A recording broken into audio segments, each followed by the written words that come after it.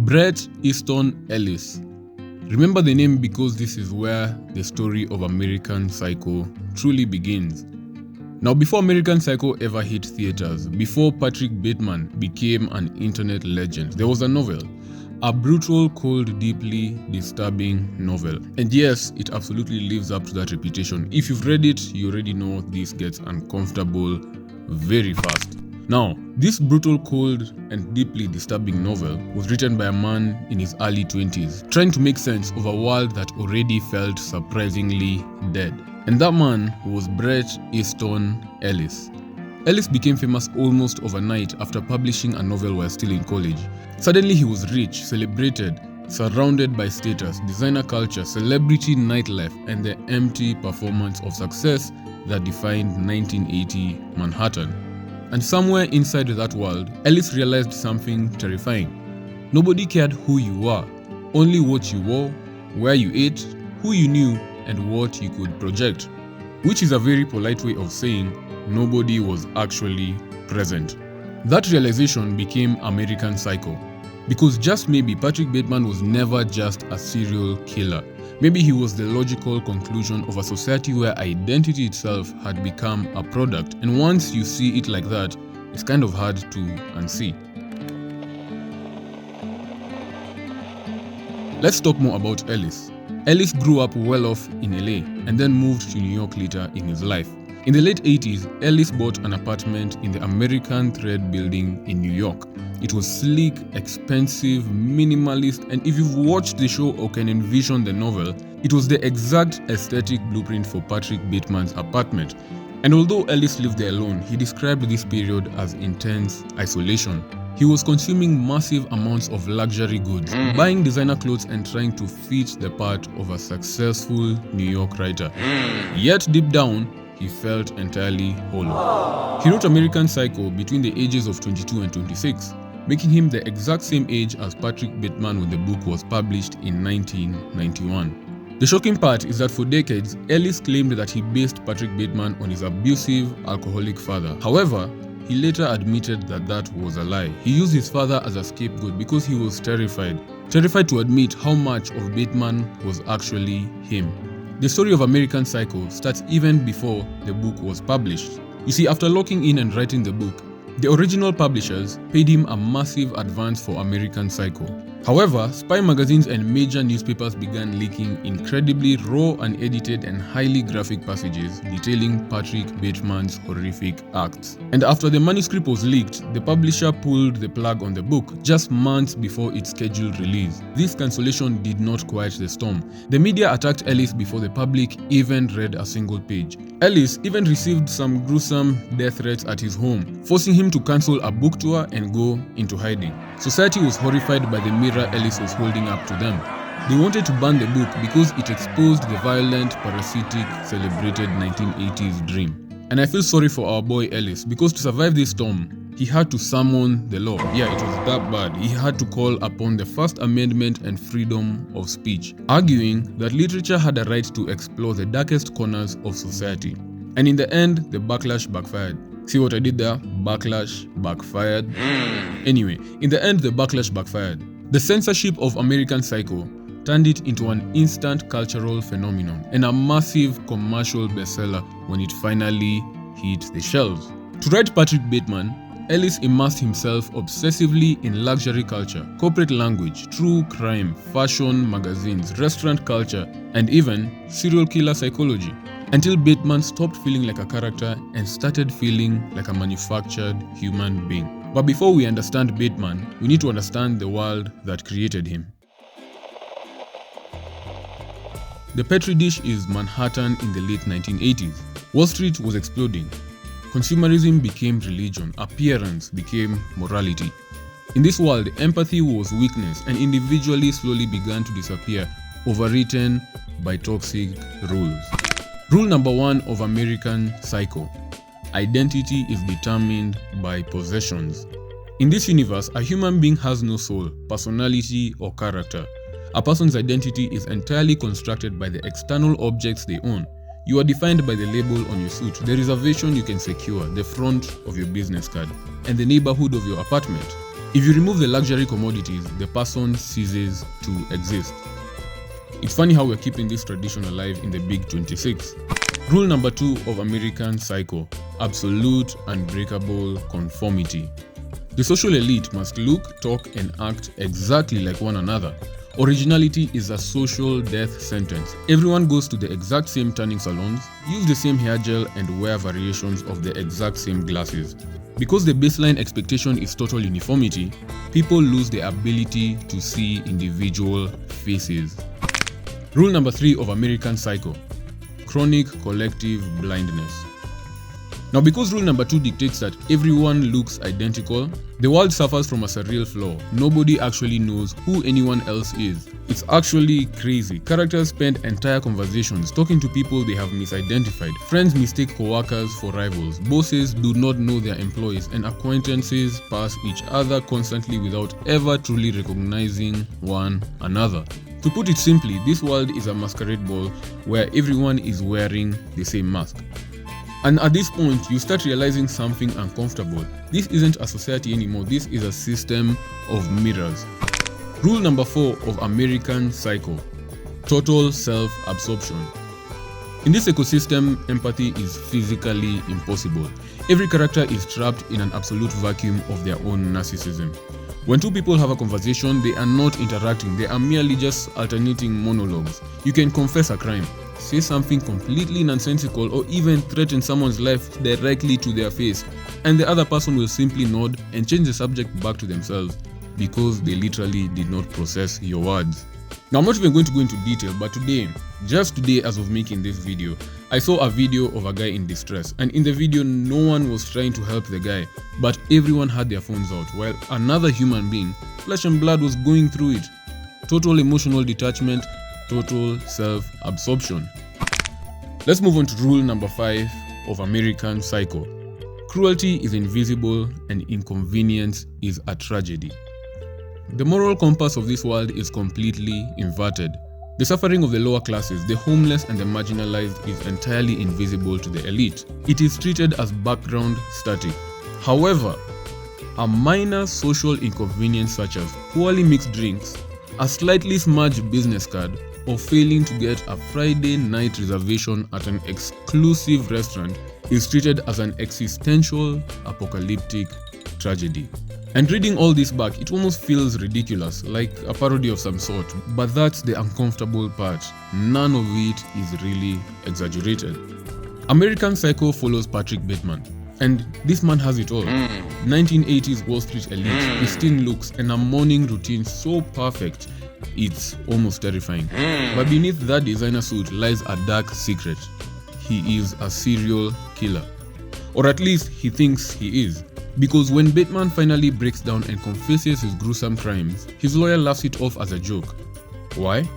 Because he claims that he just had dinner with a guy Bateman supposedly chopped to pieces. It leaves us, the audience, questioning, was the violence real, or was it just a twisted fantasy? But here is the real horror. In a society that's shallow, a monster can walk among us completely unnoticed simply because nobody actually cares.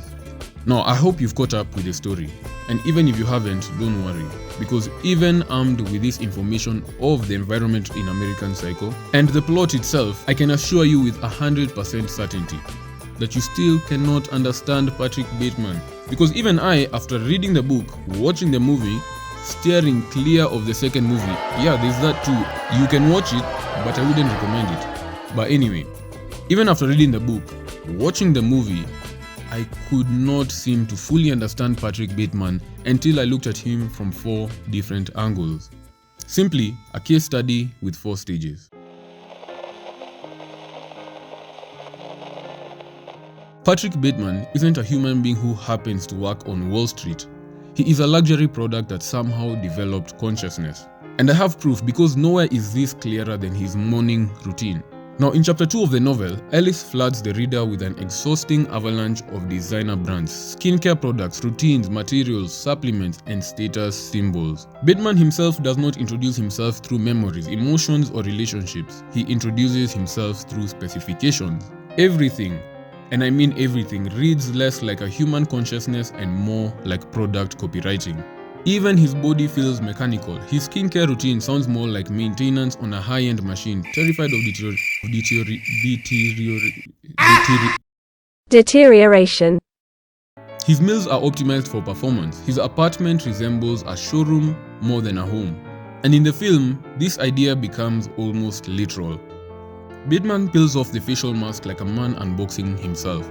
The tragedy is that the product becomes so polished, so perfected, that there is nothing left underneath. But moving on from his morning routine, in the late 1980s corporate boom, you did not just sell stocks, you sold yourself. Bateman has fully accepted this. He does not view his body as a vessel for a soul, but as an investment. Bateman mimics emotions rather than feeling them. When he is at a dinner or at a club, his expressions are either slightly delayed or overly exaggerated. He is manually calculating what emotion is socially required in that exact second because he lacks the natural human hardware to feel it. The tragedy of the product is that the mask is so perfect it has replaced the face. He has spent so long building a flawless corporate exterior that he does not know how to exist without it. Now, we can talk about Bateman as a product without the business card scene. To the untrained eye, it's a joke about corporate vanity. In reality, it's a silent psychological execution. Now, Bateman enters an exchange, expecting dominance. He shares a contact card. He is presenting an identity, a perfectly curated object meant to signal superiority. And for a small moment, he believes the room will confirm it. Instead, it collapses terribly. One card is better than his. Then another one is better than the one that was better than his. Then another one is better than the other one that was better than the other one that was better than his. If you don't get it, forget about it. Anyway, each reveal quietly upgrades the hierarchy in real time. Not through words, not through arguments, but through design, texture, and typography. Bateman's identity at this point in time begins to destabilize. And the worst part, nobody even says anything dramatic. There's no insult, no confrontation, just silence. The man was literally having a panic attack over business cards. Business cards. His reaction is physical. There is a delay in movement, a break in composure, a body responding to humiliation before the mind can fully process it. This scene, it's very simple, but it says a lot. Because in this world, status isn't asserted.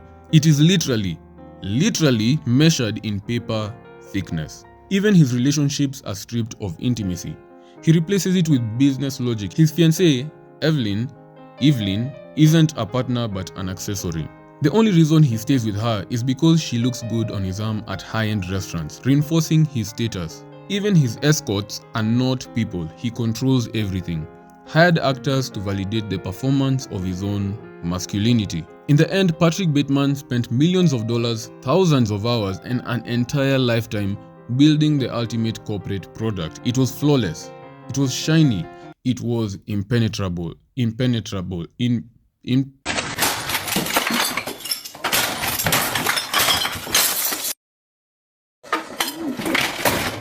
But a product is only skin deep.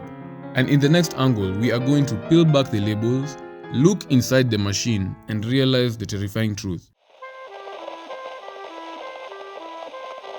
This is the shortest section of the video, but it is one of the most important themes of Patrick Bateman. And it's the fact that Bateman has no personal taste. In the novel, his monologues, which are pages long about music, are exhausting. From Whitney Houston to Phil Collins, these aren't his expressions or preferences. They are recitations, prepackaged cultural opinions borrowed from magazines or wherever he gets them from, so he can sound like someone who belongs, someone who fits in. Now, I think I listen to loads of music, and to me, the fact that Bateman couldn't listen to a song and even decide whether he likes it or not, relying on reviews to decide whether he should like it, that fact is just mind-blowing. Even consumption becomes imitation. He does not enjoy luxury goods. He uses them to patch an absence that never closes. But the relief never lasts, because what makes a person is more than just material things. It's love, belonging, community, and connection. Now, Bateman is not empty in a dramatic sense. He is empty in a functional one. Even his language reflects it. He does not describe experiences. He literally catalogs them. There's no better way to put it. And to further explain this, we can look at a scenario both in the book and in the movie, where at a dinner party, Bateman responds to a comment made by one of his colleagues. He delivers a flawless speech about morality, equality, and global concern. But it is not a belief, it is performance. He knows the correct emotional tone to use, but there is no internal source behind it. And at some point, describing Bateman starts to feel repetitive. But the honest truth is that it feels like this because repetition is exactly what his life is. This is what remains when identity becomes an imitation, a human shape running a script it never authored.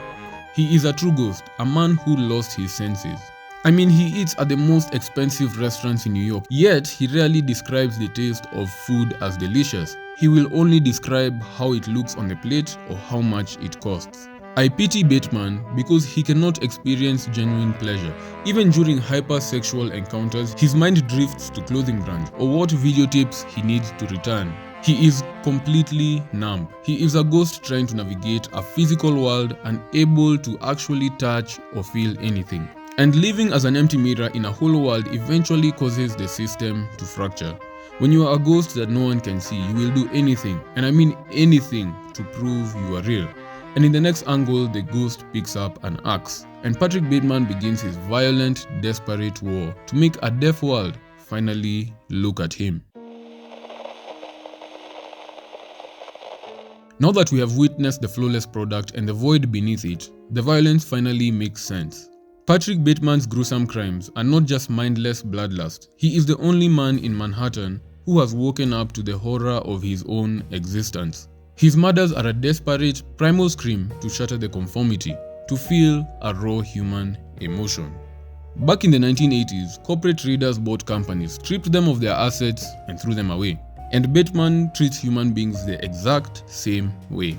He uses them for physical or status pleasure, strips them of their dignity, and disposes them in trash bags. His method isn't tactical. He kills out of frustration. Everyone around him is a walking brand clone who cannot see him. So, he uses violence to create his own altered reality. In his twisted mind and in this world, a corpse is the only thing in 1980s New York that cannot be marketed, branded, or mistaken for someone else. As we said in the previous angle, he is completely numb, so he requires an extreme stimuli just to feel a pulse. Regular life, money, drugs, sex gives him zero feedback, so he escalates to horrific violence. Because the adrenaline of taking a life is the only shock strong enough to temporarily wake him up from his coma. But here's the funny thing. One of the most terrifying elements of Bateman's rebellion is that he wants to be caught. He leaves a trail of absolute chaos, yet the world rules of absolute apathy protect him. At the end of the film, Bateman calls his lawyer and leaves a frantic, crying, multi-minute confession detailing every single gruesome murder. And when Bateman confronts his lawyer in person, he thinks it's a hilarious, brilliant joke. This is Bateman's true torture. He commits the ultimate taboo to force society to look at him. But Wall Street is so morally bankrupt and self-absorbed that it shrugs off his confessions. He cannot be punished because the system does not care enough to listen. And if you think I'm exaggerating, one of the biggest mysteries is the murder of Paul Allen. Bateman kills him and takes over his lifestyle, moving into his apartment, using his luxury items, and steps into his identity. And at the climax, he returns to Paul Allen's luxury apartment, where he had previously hidden multiple bodies. He expects to find a massive bloody crime scene, maybe even swarming with police. Instead, the apartment is pristine, freshly painted, and being shown to wealthy buyers by a cold, calculating real estate agent. The agent must have realized who Bateman is and coldly tells him to leave. Most likely, the real estate company found the bodies and covered up a literal mass murder just to protect the value of the property. The system is so greedy that it will cover up a serial killer's crimes just to make a profit. Patrick Bateman is not to be taken lightly. At the end of the day, he collected 30 plus murders, without counting the animals, mind you.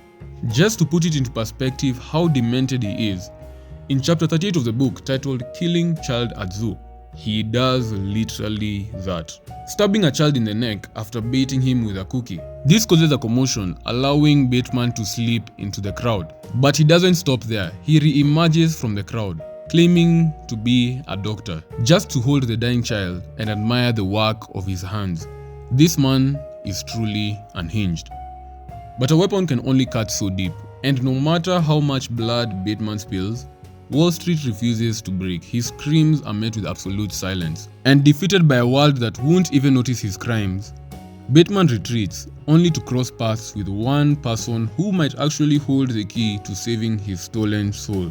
For the first time, the movie and the book slow down, because we meet someone who does not belong in this world at all. American Psycho isn't a thriller about a killer getting away with his crimes.